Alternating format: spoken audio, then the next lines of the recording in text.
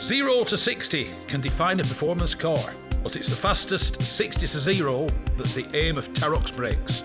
From road cars to race cars, circuits, special stages, or the autostrada, nothing reduces speed like Tarok's brakes. Italy gave the world the art of Da Vinci and Michelangelo. Tarok's has given drivers the art of stopping. For more information and to acquire your own masterpiece, visit tarox.co.uk.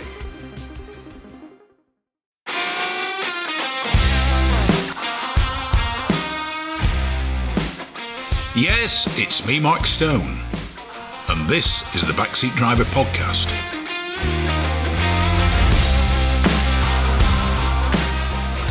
I'd like to introduce to the Backseat Driver radio show, Peter Baker.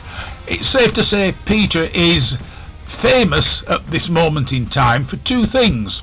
Team Retro Speed, which is an online and social media based magazine for historic motorsport fans, and the fact he hill climbs and is soon to be rallying a Daimler Conquest. Peter, welcome to the Backseat Driver radio show. Yeah, good afternoon. I mean, how did all this come about? Are you from a motorsport background, or is it a bug that bit? No, I think I was born probably within a couple of miles of a mental asylum, and I couldn't escape, and I've been there ever since. So, is motorsport a family thing, or is it, as I said, is it something you just got into as time went by? Yeah, when I went to a secondary school in South London, and it was boring, and we were only interested in playing cricket and football. And during class time, we'd stare out of the window or draw aeroplanes and motor cars. Yeah. And we used to listen to Raymond Baxter on the radio, reporting back on the Monte Carlo rally. And I don't know, I had this hankering for a Sunbeam Rapier. Yeah. And Airfix did a very nice model, and I put one of those together. So, Monte Carlo rally became a goal in my life. And when historic rallying came along and into my life, I don't know, what are we talking about, 1988-ish, I built a Sunbeam Rapier and entered Philip Young's Monte Carlo winter events. Yeah.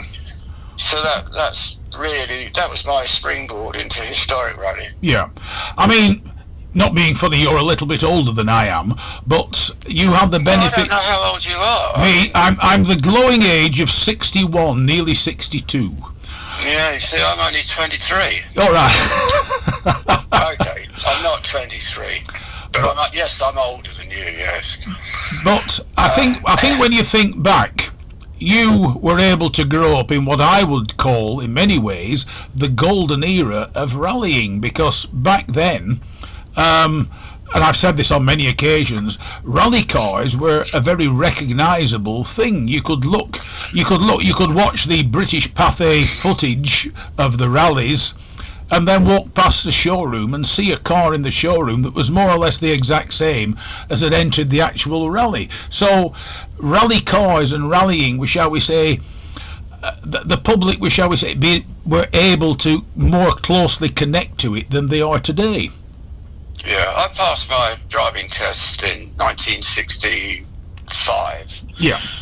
So those of us those who weren't part of the swinging 60s and being invited to drug parties like me, went rallying. Yeah. And we had the Mini, and the Minis, you could buy a Mini that was a couple of years old, and you didn't have to do anything to it. You could put a map light in it, and that's about all really.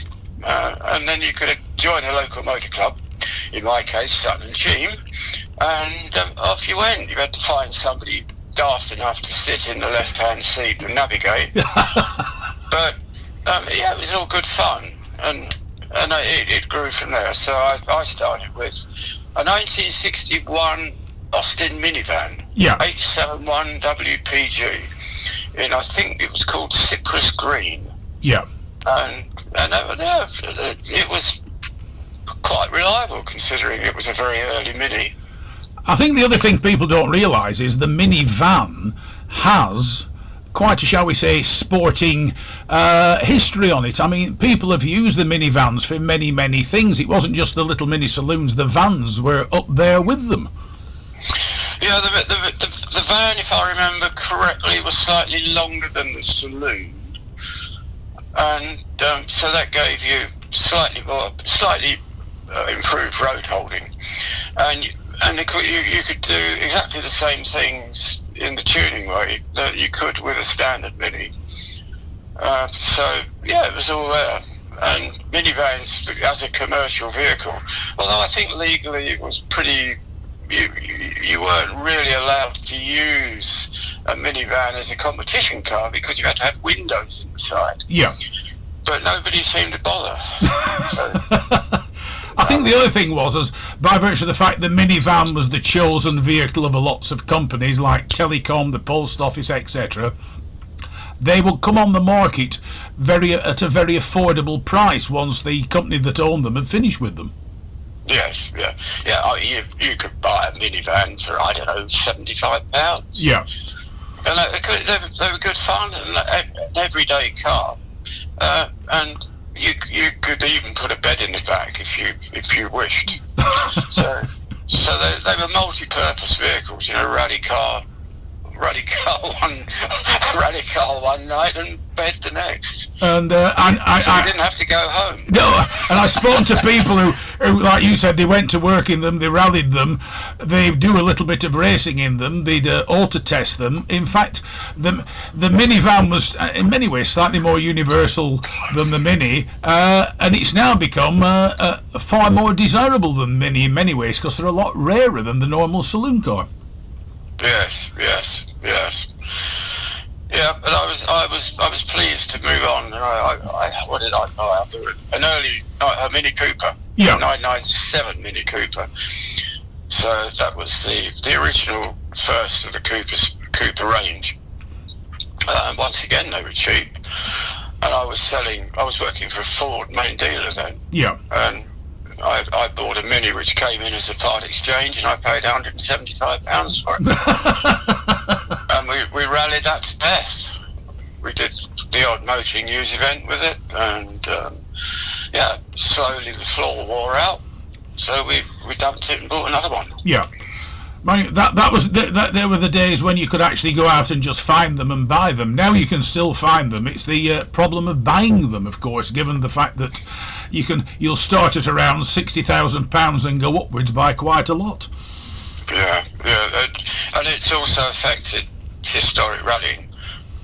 You go back to the 1995, 1996, and Mini Cooper S owners were quite happy to rally them because their value was, they were affordable. Now you have to think twice. Would I really go out and risk damaging my car? Yeah. When it's going up £1,000 every 6 months. Yeah. I think that's why now a lot of people, shall we say, building the replicas of them and keeping the original safely tucked away so it can only come out in summertime for various static events. But yeah, absolutely, yeah. It is nice. It's nice to see them, and it's certainly nice to hear them with their straight cut gearboxes and everything else. Yes, yeah. I mean, yeah, it's like Bugatti, isn't it? Bugatti, to buy a 35 Bugatti is almost impossible. Yeah. So a company in Argentina, I think, produced a tool room replica. Yeah. Which was 25% of the price. So Bugatti owners of 35s had two. They had the proper one, which they kept for Sundays, and then they bought the tool room copy, which they used as an everyday car. Yeah. Even had the same oil leaks, I seem to recall. But I suppose the problem is if you've got a car that weighs in somewhere between the $750,000 and $1 million plus mark, you will be tempted to look after it. Yeah, it's worth more than a house, isn't it, nowadays? Yeah. So, but the fact that... Yeah, sorry. No, you're all right. So, from all this, of course, I conclude Team Retro Speed, it was something that you came up with once you'd retired. Yeah, it's about 20 years ago, I worked for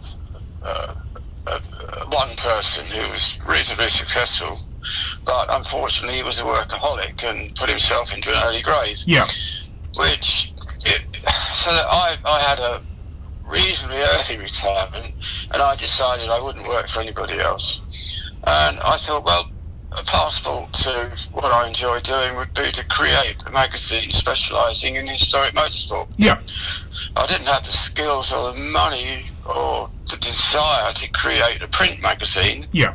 Which we're talking about sort of just, I don't know, what, 2005, and the revolution of the internet was just, it had taken off, and the idea of running an online magazine certainly appealed. Yeah.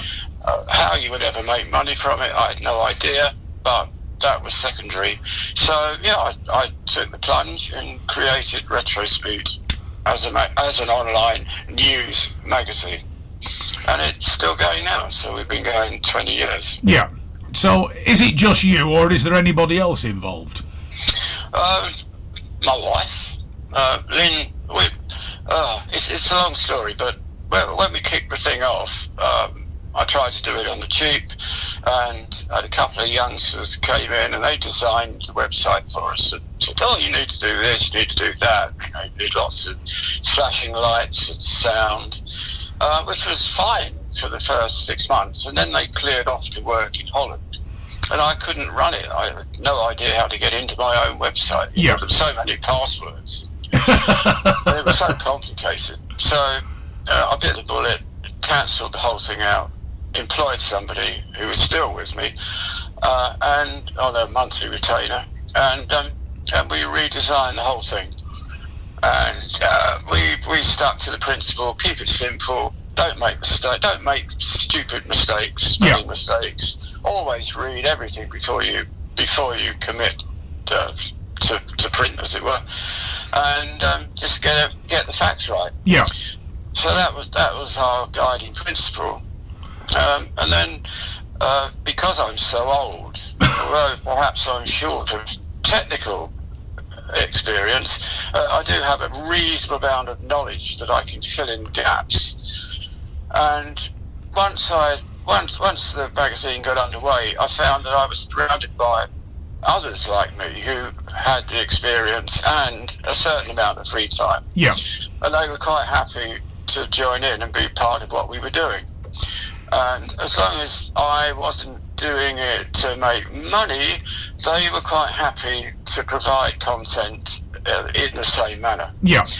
So that worked very well, and it's amazing that the knowledge that's out there, and it needs to be harnessed, and not only in the UK but across the world. You get people from Australia say, oh yeah, we've got these cars that came over, they were built here, and this is a picture and this is the history. And, oh my God, there's a whole world out there of classic cars that we didn't know about. Yeah.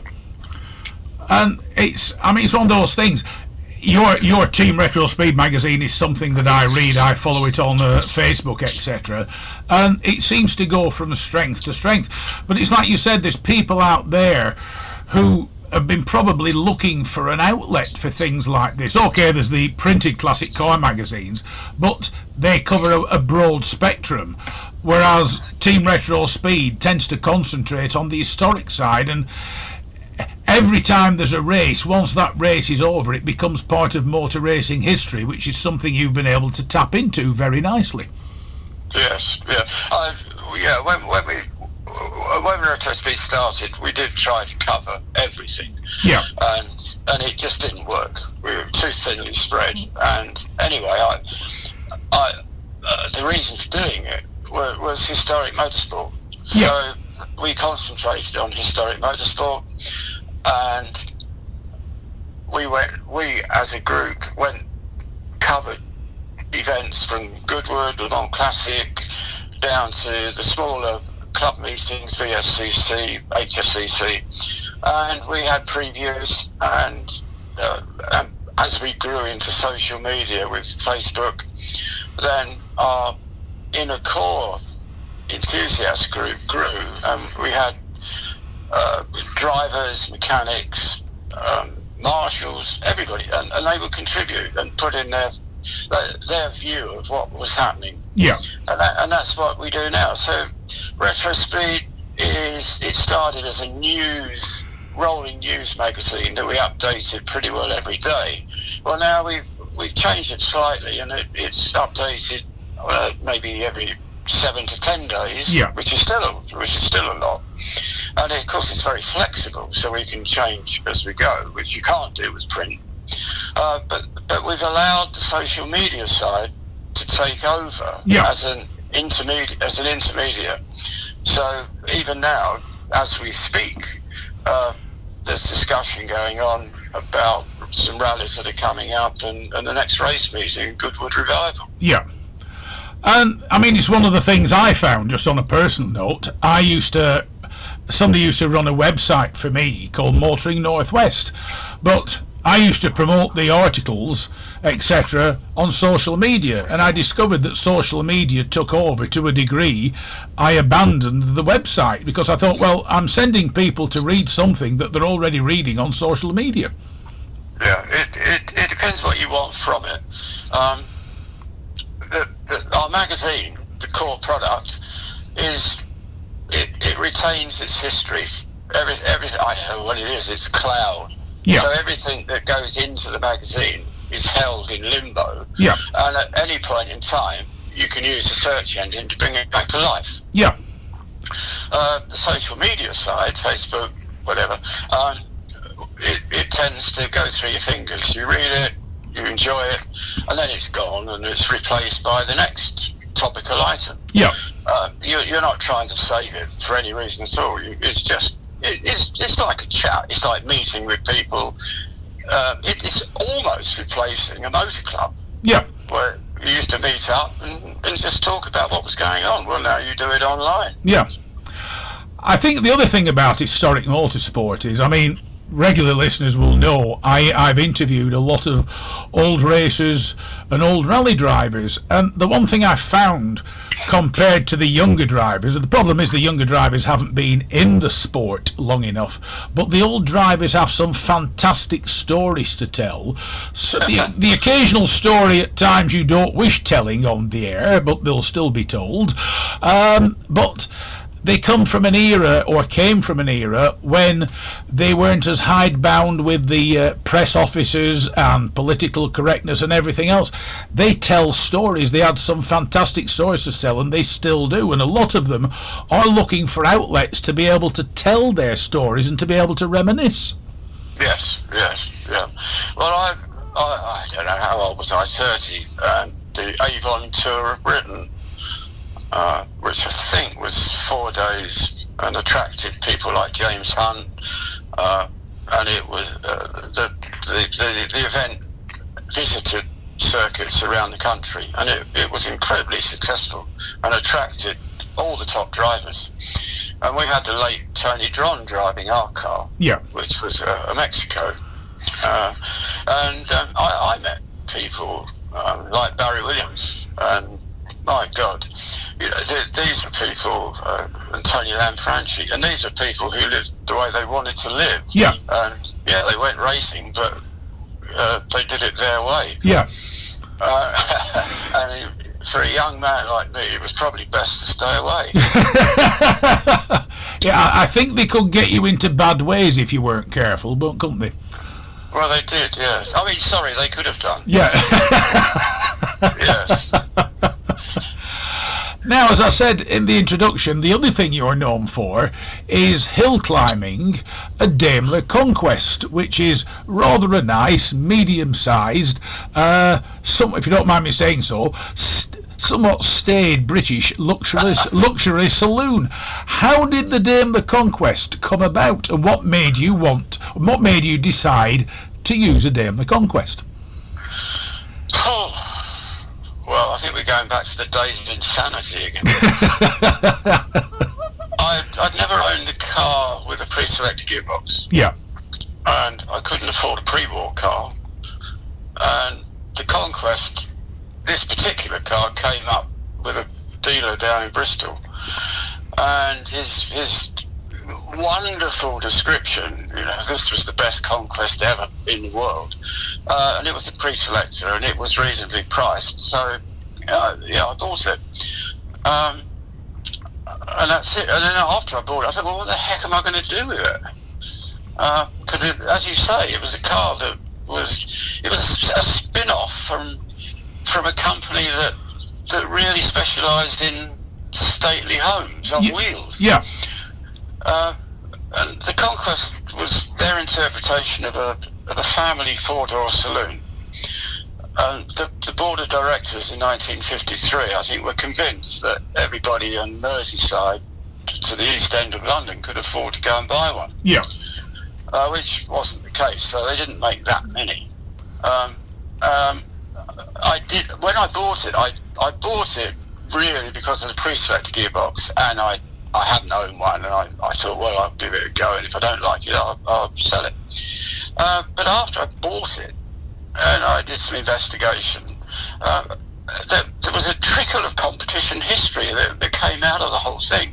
Well, I know full well, just butting in, there was apart from the fact that they sprung into notoriety when Hammond used one on Top Gear for a rally, but I know the Dame the Conquest took part in the 1955 Monte Carlo rally. Indeed. Daimler built 7 competition cars at the factory, which they then lent to prominent race and rally drivers. And they entered 5 cars on the Monte Carlo rally. One of which was driven by 2 girls, Nancy Mitchell and Lola Grounds. No.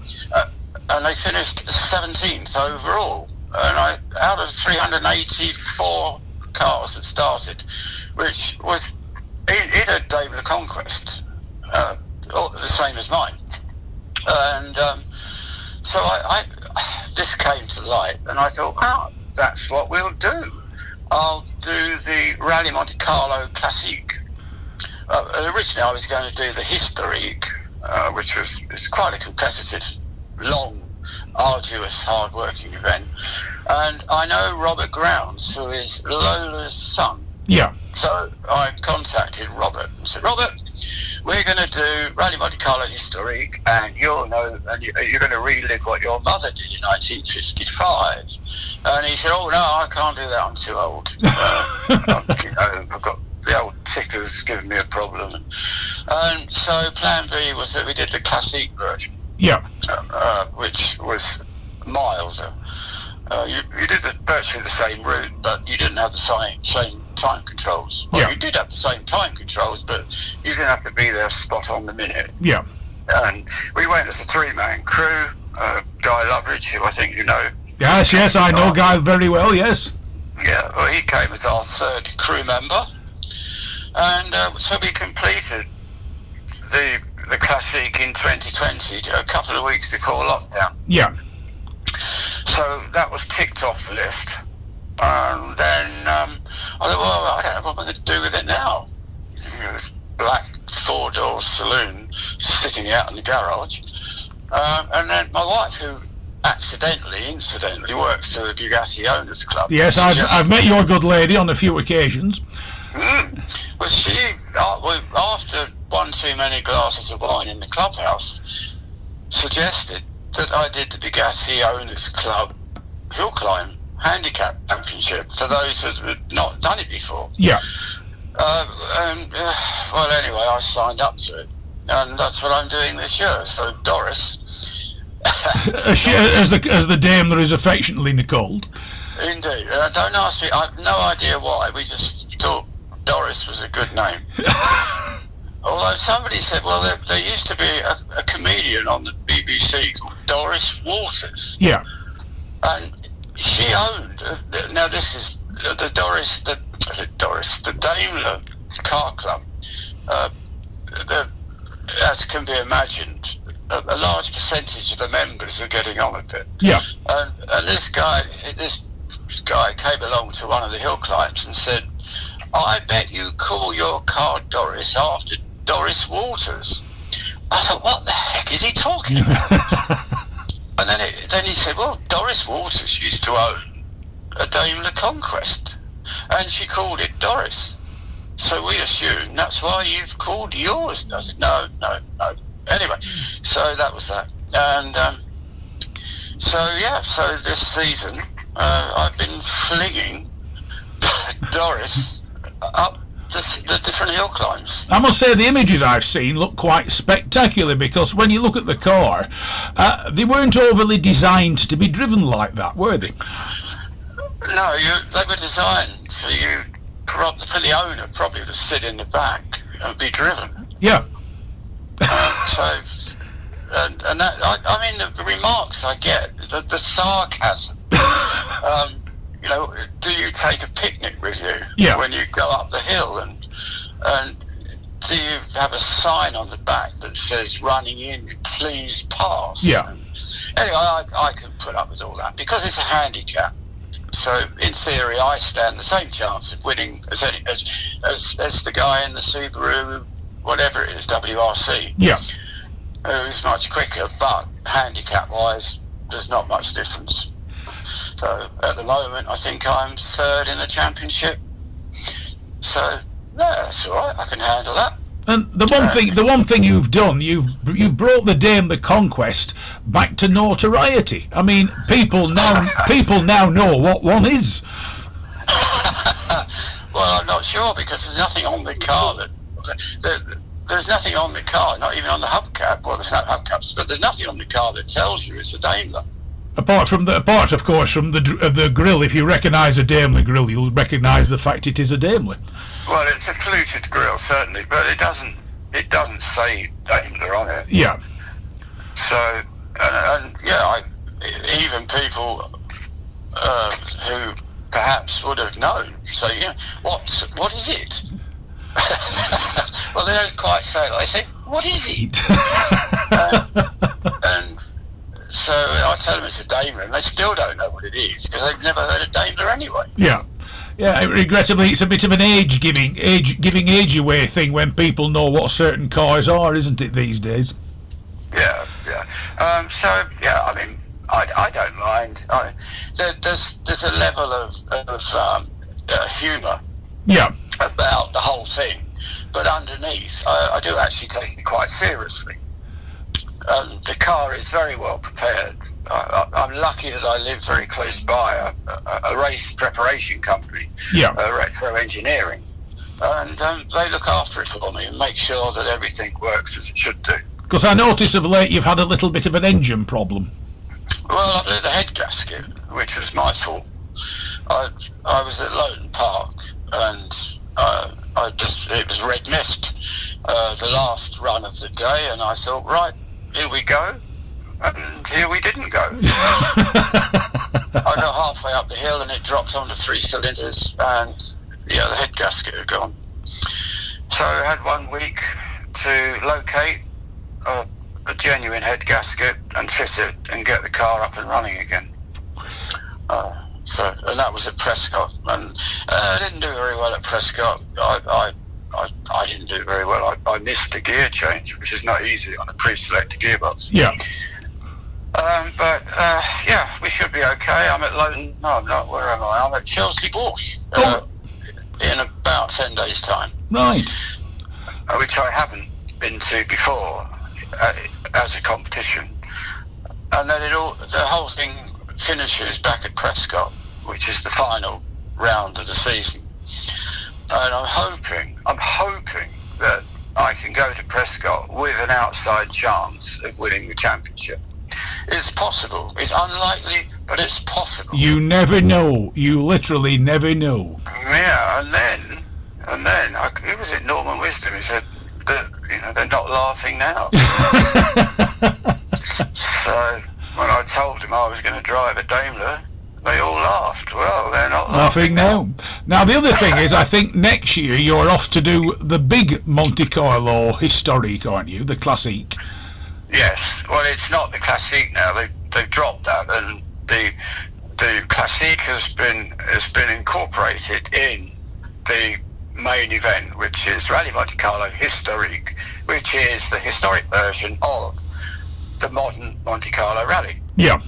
It's run for older cars, and although you use the same stages, and it runs just 1 week later, the times, it's a regularity event, and the times are much slower.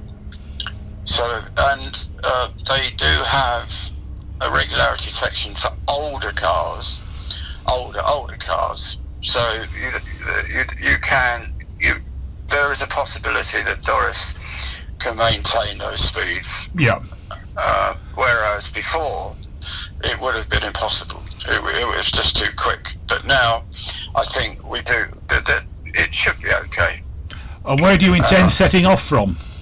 Well, for the first time since 1984, the rally has a start point in London.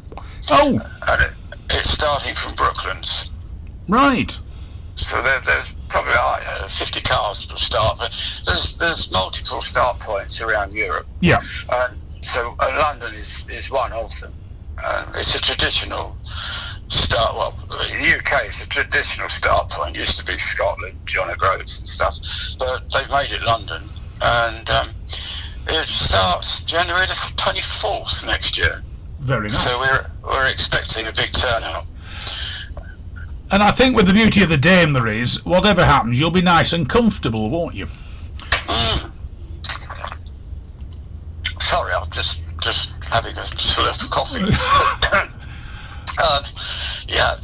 Daimler the Daimler is what I would call a slugger. It's got a lazy 6-cylinder engine, 2.5 litre or 2.4 litre, and it's got stacks of torque, 130 pounds of torque. Yeah. And although it's not quick, it can pull itself along nicely, and it can carry a reasonable load. Yeah. So for something like an endurance event like Rally Monte Carlo, Historique, it's not a bad choice. You've got a long overnight concentration run, which takes you from Brooklands to Monaco non-stop. Maybe you get 4 hours somewhere. Yeah. But basically you're driving from London to Monaco without stopping. Yeah. And then you get one night in bed, and then you've got the next 4 days of competition in the mountains. And then you go back to Monte Carlo, and after an afternoon rest where all the cars are lined up on the harbour side, it just like the old days, you'll have to climb back in again, and then you go and do the traditional final night lift, which includes the Col de Turini. Yeah. And that's a fantastic experience. The French treat the event as their own. We've got to be careful what you say, but they don't have the same regard for restrictions as we do in the UK. Oh, I can vouch for that, having competed in the Tour Auto on a few occasions. Well, absolutely. Well, in that case, you know. Yeah, the good old John Dorms for competition do tend to turn blind eyes. It's possible that they do, and certainly, although it's a regularity event and the rule of law is such that the roads stay open, the gendarmerie do close the roads 15 minutes before and 15 minutes after the stage. Yeah.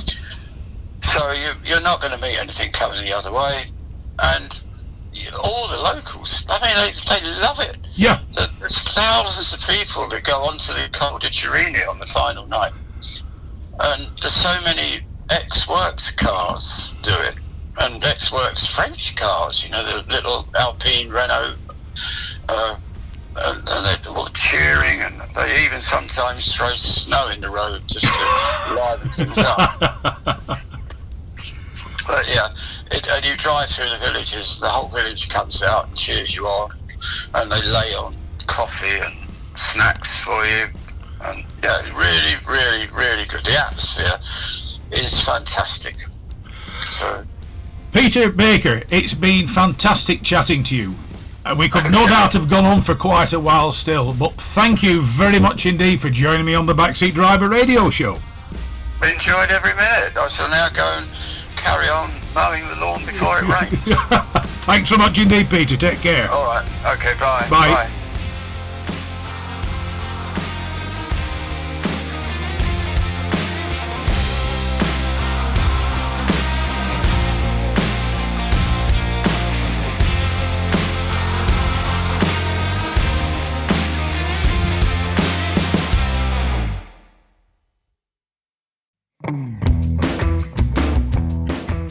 Rarely beaten on price, never beaten on service. Whether it's cars, bikes or commercials, Hoddy Tyres are the best in the business. And when it comes to tyre expertise and advice to supplying the correct tyres for your vehicle's specific requirements, nobody comes close to David Lakin and the Hoddy Tyres team. So give them a call on 01200 613 192 or visit the website at hoddytyres.co.uk.